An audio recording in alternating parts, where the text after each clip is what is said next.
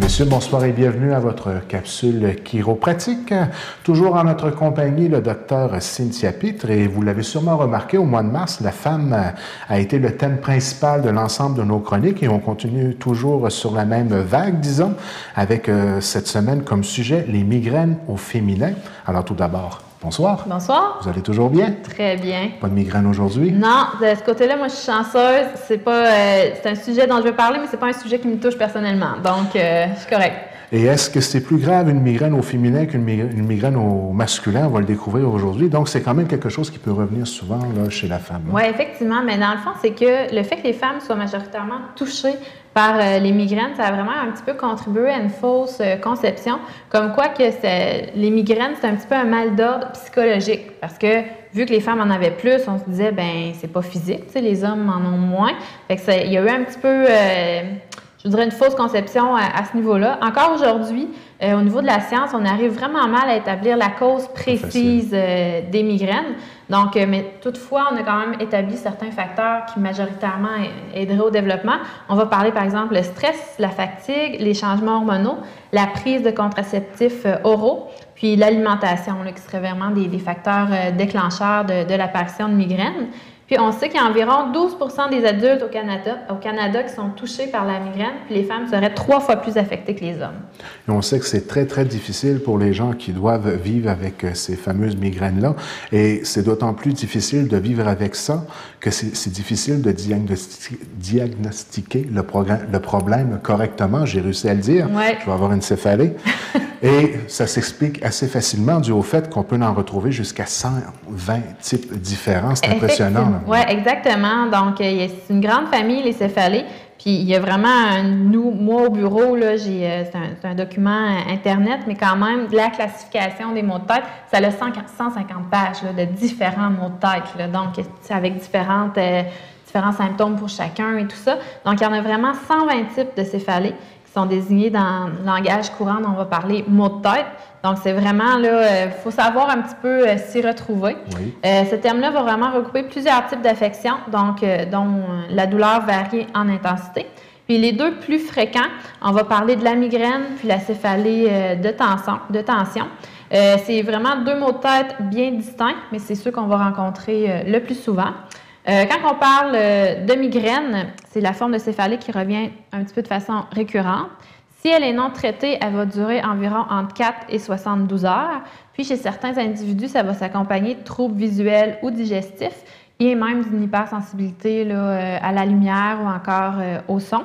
Et si on parle par contre de céphalée de tension qui est plus fréquente, elle va s'expliquer par des tensions au niveau des muscles de la mâchoire, du visage, du cou ou encore des épaules. Donc, la personne qui va en souffrir va ressentir le plus souvent une sensation un petit peu de serrement là, au niveau du front et des tempes. Donc, ça peut devenir important à partir de ce moment-là de bien faire la différence entre les deux pour que lorsqu'on rencontre notre médecin, Oui, exactement. C'est important de faire la différence, mais elle est difficile à faire en même temps, la différence. Donc, il y a plusieurs femmes qui vont souffrir de migraines, qui vont croire à tort, dans le fond, qu'ils ont simplement un simple mal de tête. C'est ça, la différence n'est pas facile à faire entre ces deux types de céphalées-là parce qu'elles peuvent se manifester en même temps. Donc, on peut avoir une migraine accompagnée d'une céphalée de tension. Ah oui. Ouais, donc, c'est là que ça devient un petit peu difficile. Puis, il est également possible qu'une céphalée de tension puisse se transformer en migraine. Donc, c'est pour ça que c'est pas évident. Si on parle vraiment d'une migraine, contrairement à un mal de tête, ça va souvent affecter uniquement un côté de la tête. Donc, ça va être ce qu'on appelle unilatéral. Ça va donner une sensation aussi, on va d'avoir un pouls au niveau de la tête. Souvent, les gens vont ressentir ça. Puis, la personne qui fait des migraines, souvent, va avoir des nausées qui vont accompagner sa migraine. Puis, justement, comme je disais tantôt, avoir la difficulté à tolérer la lumière et les sons.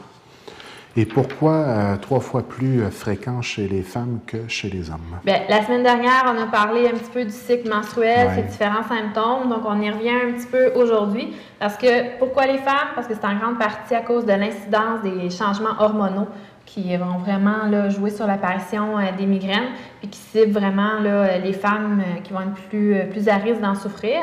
Donc, c'est vraiment les fluctuations hormonales qui sont reliées au cycle menstruel, plus particulièrement, dans le fond, la chute de l'estrogène à la fin du cycle, juste avant le déclenchement là, des menstruations qui peuvent provoquer des crises migraineuses. Effectivement, même dans la classification des céphalées que je vous parlais tantôt, il y a même une céphalée spécifique qui est due, ils appellent ça dans le fond céphalée due à un manque d'estrogène. Donc, c'est vraiment spécifique aux femmes. Les migraines vont être plus fréquentes à partir souvent justement de la puberté, due à l'apparition de ces changements hormonaux-là, puis et de l'apparition des menstruations, puis ils vont tendre à disparaître à la ménopause. Donc, c'est pour ça que... Donc, tu risques de vivre une bonne partie de ta vie avec ces symptômes-là. Effectivement. Ouais. Donc, il y a un faible taux d'estrogène. Qu'est-ce que ça va avoir pour effet? C'est que ça va amener une contraction au niveau des vaisseaux sanguins. Puis, c'est pour ça que ça a une influence sur les migraines, parce qu'on sait que les migraines sont justement dues à une contraction des vaisseaux sanguins au niveau de la tête. Puis, si on regarde au niveau hormonal, bien, souvent, les femmes qui souffrent de migraines durant leur grossesse vont nous dire... Quand je suis enceinte, j'en ai pas de migraine parce que justement, il n'y a pas de variation d'hormones quand on est enceinte. On a plutôt des hormones. Il y a des variations, mais pas c'est pas des changements importants là, qui varient comme durant le cycle menstruel. Puis les crises justement de migraine auraient vraiment tendance là, à diminuer à partir du 2e trimestre là, durant la grossesse. Et la bonne nouvelle à l'intérieur de notre chronique aujourd'hui, c'est que la chiropratique peut aider à diminuer les symptômes. Effectivement. Donc, les tensions provoquées par les céphalées peuvent vraiment être dues à un mauvais fonctionnement ou un mauvais alignement au niveau des vertèbres cervicales. On va parler à ce moment-là de subluxation vertébrale. Ah, oui. Il y a une étude qui a été publiée dans le journal qu'on appelle le GMPT. Donc, puis il a démontré qu'il y avait 84% des participants qui souffraient de migraines ou de maux de tête dû à de la tension, qui souffraient d'au moins 2 importantes subluxations au niveau cervical. Donc, c'est quand même 84% des gens de l'étude avaient un problème au niveau cervical. Donc, on voit que ça peut avoir une incidence quand même assez importante. Puis, pour remédier à ça, c'est sûr qu'il y a les ajustements cervicaux, les ajustements chiropratiques au niveau cervicaux qui vont venir stimuler le système nerveux là, en rétablissant la mobilité des vertèbres cervicales. Puis, par le même moment, va entraîner aussi une relaxation au niveau des muscles du cerveau, ce qui peut amener justement une diminution de la douleur là, causée par la tension. Donc, la chiropratique peut aider, mais quand même quelques petits trucs qu'on peut pratiquer à la maison ou attitudes ou façon de vivre à mettre en branle pour aider. Là.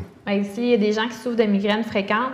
Il est conseillé, dans le fond, de tenir un journal de ces migraines-là pour un petit peu avoir une idée, voir peut-être quels seraient les facteurs déclencheurs de leur migraine, à savoir, OK, aujourd'hui, j'ai fait une migraine. Qu'est-ce que j'ai mangé? Qu'est-ce que j'ai fait comme activité pour voir vraiment qu'est-ce qui pourrait être le déclencheur de leur migraine?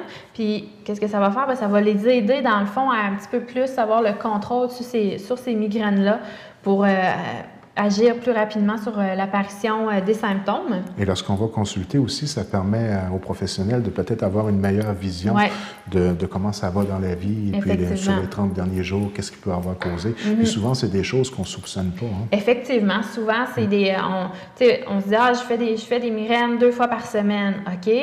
Mais les gens ne sont pas capables de mettre le bobo à savoir, tandis que si on l'écrit, si on voit meilleure vision d'ensemble. Oui, parce que souvent, on oublie quand même rapidement, là, donc c'est bien important de l'écrire. Oui.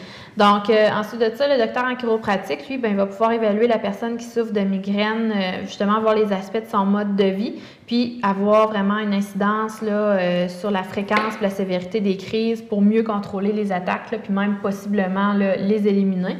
Mais il y a quand même quelques petits conseils là, pour diminuer l'emprise des migraines sur la vie des gens. On va penser premièrement à tâcher de réduire le niveau de stress. Ce qui n'est pas facile à notre époque. Non, exactement. Encore une fois, faire de l'exercice physique, manger équilibré sans sauter de repas et avoir un bon sommeil là, de 6 à 8 heures par jour. Puis finalement, visiter votre chiropraticien régulièrement.